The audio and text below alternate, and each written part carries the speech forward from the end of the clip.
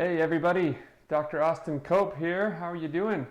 Coming at you today talking about sunscreen and sun protection. Last week I put out a video about the importance of sunscreen and sun protection and how it's one of the two creams that you need to get on your skin every single day. And I got a lot of questions about sunscreen. What sunscreen should I use? When and how often should I put it on? SPF, what does that mean? What other strategies can we use? Do the ingredients matter? So I'm going to answer all these questions today and go dive deep into the sunscreen world and make you one of the most educated people on the planet about sunscreens, because it's actually pretty confusing. It seems like it should be straightforward, right? You just put it on and it blocks the sun, blocks the UV rays. But there's actually quite a lot of details and nuances that we need to discuss. So first of all, we need to understand how sneaky and how tricky the UV rays really are. They really just have a way of bending and curving and sneaking in and attacking your skin, finding the cracks in your armor. And I'm sure you've seen this when you've gone out to the beach or gone to the pool and put some sunscreen on and you still get sunburned. Or you have a hat on and you're protecting as well as you can, but you still develop some sunspots here and there. So first and foremost, we need to understand that this is a formidable foe, an enemy that we're fighting against here, and we really need to up our shield and our protection to really protect our skin. So for example, if you run errands every day and you think, hey, I'm not in direct sunlight, I don't need to protect my skin today because I'm not going to the beach. But if you go run errands, you go walk through the parking lot, you go to the store, you drop off some mail, you go to and from, you go pick up your kids or your grandkids from school or from daycare. If you add up all the times that you're walking, I call it parking lot sun. If you add up all the parking lot sun in one day, it averages about 10 minutes of direct sun exposure. Now this is 10 minutes that you hadn't planned on. You hadn't considered this, you hadn't even thought, in fact, you probably forgot about it. But what happens if you add that up over 1 week? 10 minutes averaging per day over 1 week, that's 70 minutes. What happens to your skin if you go lay out at the beach for 70 minutes? Now, first of all, you're never going to lay out at the beach, right? Okay, good. Glad we established that. But if you go get 70 minutes of sun exposure, what happens to your skin? You're going to get a sunburn. It's going to be painfully obvious that that was a mistake, right? But in these small 10-minute increments throughout the week, you don't notice. It's minimal sun exposure. It's minimal sun damage. But that minimal sun damage over time is what destroys your skin. So first and foremost, it's critical that you understand that you have to put sunscreen on every single day. Just get into the habit, the routine. Every day, put it by your toothbrush. You brush your teeth, you put on your sunscreen. You brush your teeth, you put on your sunscreen. Okay, that's thing number one. Thing number two is find your favorites. I always get asked, what's the best sunscreen? It's the one you like the most, right? The one that you're most likely to use. Now, there's nuances to it. We'll get into that. But whatever one you like the most, buy 4 tubes of it, okay? And then you put one in your bathroom. You put one in your kitchen. Put one in your car. Put one in your purse. And then, do you know what it is that triggers our memory to put on sunscreen? It's when we see the tube. When you see the tube, you remember to put it on. So surround yourself with tubes of sunscreen and you'll put it on more often, okay? Some little tricks, some little secrets here. So I love talking about behavior. Before we talk about all the sunscreens, let's talk about sun protective behaviors, because those can be even more valuable and more helpful than sunscreen. Some important behaviors that you can do to really minimize your sun damage are: 1, avoid midday sun. Okay, the sun is so much more intense from 10 a.m. to 2 p.m.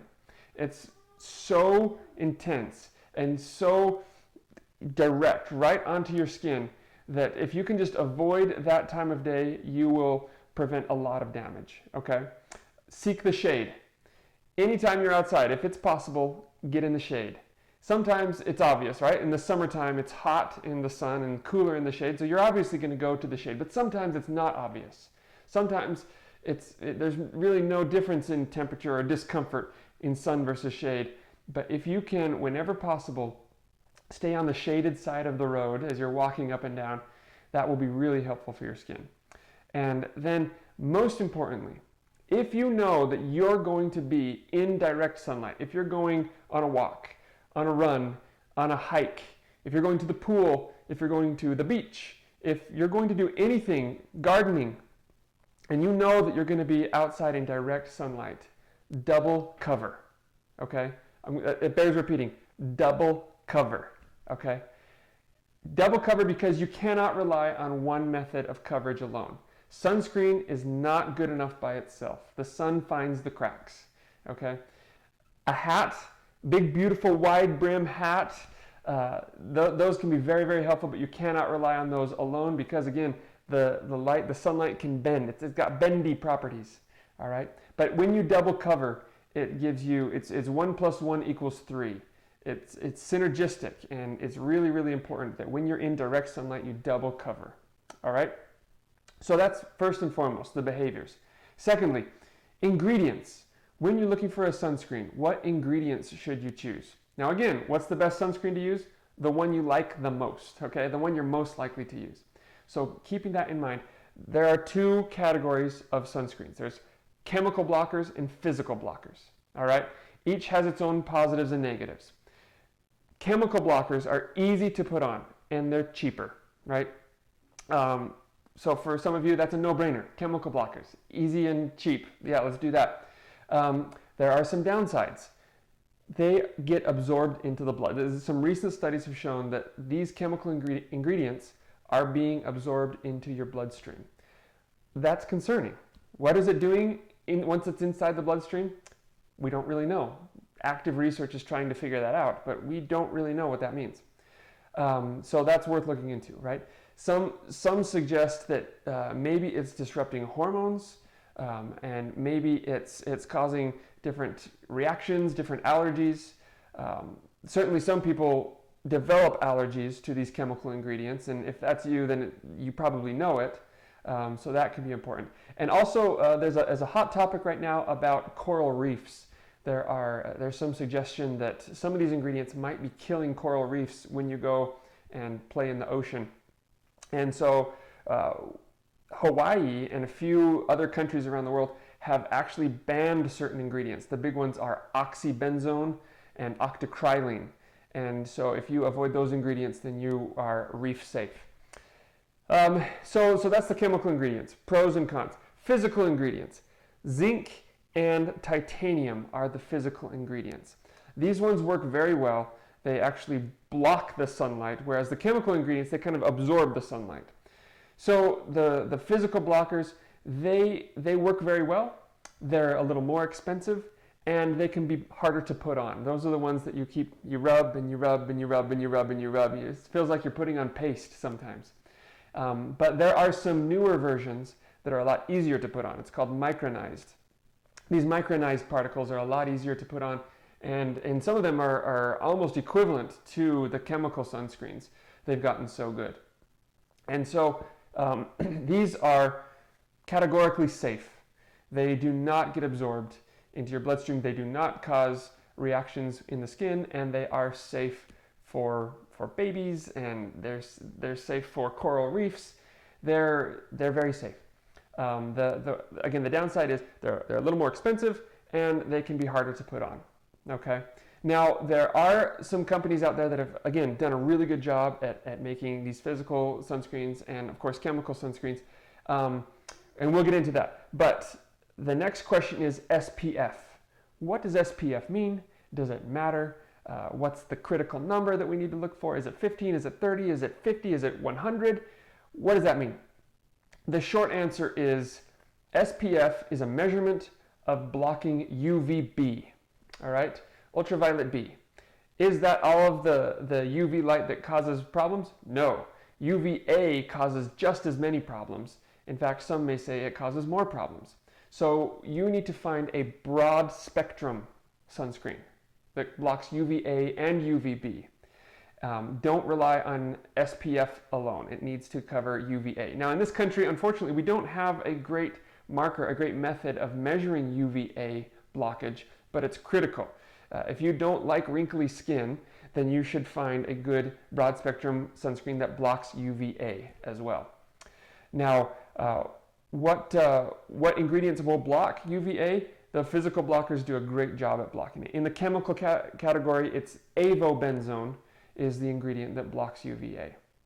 So SPF, what number should we go for? Well, there's some controversy surrounding this. We used to say anything 30 and above is basically the same thing. Some new research is showing that actually the higher you go in real life conditions, it might actually provide more and more and more benefit. The higher the number, the more benefit. And real world testing is very, very different from laboratory testing. Incredibly different. I mean, you have a probe and you put on tons of sunscreen. Yeah, it's going to look different from when you just get a little tiny bit and you just quickly spread it on your skin, right? And so the real life testing is the one that's showing that the higher the number, the more effective the coverage and the blockage. So I'm actually a big fan of looking for higher numbers of SPF. Okay, how often should we put on sunscreen? That's a really important question because, little known fact, maybe you know this, maybe you don't, all sunscreens are deactivated after 2 hours. What? 2 hours? So that means if you put on sunscreen at 8 in the morning when you brush your teeth, then what happens if you go out at noon? That sunscreen is useless. Good for nothing. Maybe it's slightly better than if you had put on nothing, but basically it's inactivated. It's not working for you and it's not protecting you. The problem there is, what do you think? Oh, I put on sunscreen at 8 in the morning, therefore I'm protected. This is called a false sense of security, and it may be more harmful to you than putting on nothing. Because when you put on nothing, at least you know that you put on nothing and you're going to be a little more careful with your behaviors. But if you have a false sense of security, it can be very damaging for your skin. So reapply is crucial. And I know this is hard to do, this is hard to remember, but remember that concept of having 4 tubes, right? You see the tube, you remember, oh yeah, reapply. Also, you could put an alarm in your phone around lunchtime when you're more likely to go outside and get lunch or go walk to another building or go meet a friend or whatever. Whatever can remind you when the sun is at its most dangerous to put on sunscreen can be really, really helpful. So think about that. And then lastly, what sunscreen should I use? The one you like the best, remember that? It depends on if you're going for cheap or if you're going for physical or what you're going for. If you're going for a cheap sunscreen, I recommend Walgreens. Currently, Walgreens is testing very well. It's $3, Walgreens chemical sunscreen, $3, very effective, and they don't have oxybenzone in it. So that's the one that is somewhat controversial. If you are going for a physical sunscreen, I would recommend Color Science. The company Color Science is founded on only physical sunscreens, and they have a lot of different sunscreens. My favorite one that they have is called Face Shield. It's very easy to put on. It's got a little bit of tint in it, but it goes on quite clear. There are, again, thousands and thousands. Those are my current favorites. The company Elta also has a lot of great options. The Neutrogena options, Johnson & Johnson, lots of different sunscreens with high SPFs that can do a great job. Again, experiment. Try them out. See which one you like the most. Fall in love with a sunscreen. And then you'll just be so much more excited to use it every day. So there it is. A sunscreen bash in just a few minutes. Lots of fun, lots of excitement. I hope this helps. Let me know what you think. And as always, don't forget, like, subscribe, comment, and so forth. Have a good one.